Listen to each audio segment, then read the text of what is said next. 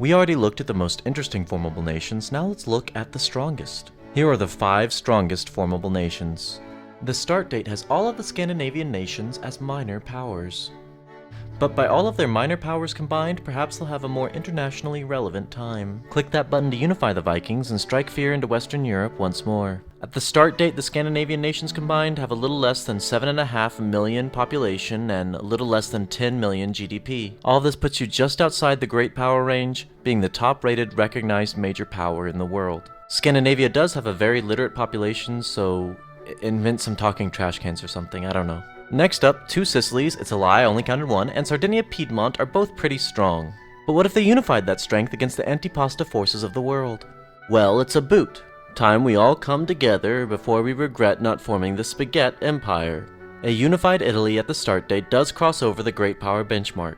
Having a much larger population and about double the GDP of Scandinavia makes that make sense, but do take a moment to fear the illiteracy of the pasta people.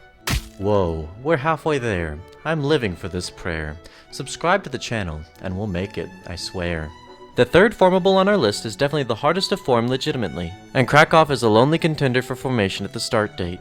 Should you overcome all odds and reclaim all of your lands from Prussia, Russia, and Austria, you can recreate the Commonwealth. Now at the start date, these unified lands are weaker than our first 2 contenders, but the land itself is very valuable, and everybody knows Poland can into space. Transmask? No, transformative brainchild of Oral Popovich. This is Romania, and this is to go even further beyond. So form the Danubian state and replace those Habsburgs with your own pomp and happenstance. These United States of Greater Austria would take the highest place on the great power list of any of these formables at the start date.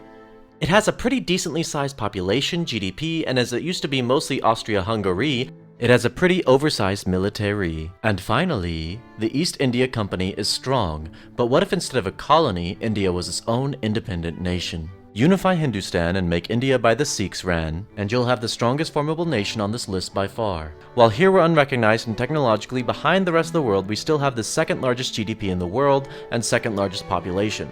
So unify India and see if you can fix these clashing yellows on the map. Hey you! Yeah, you! Come over here! Yeah, closer! Closer! Closer!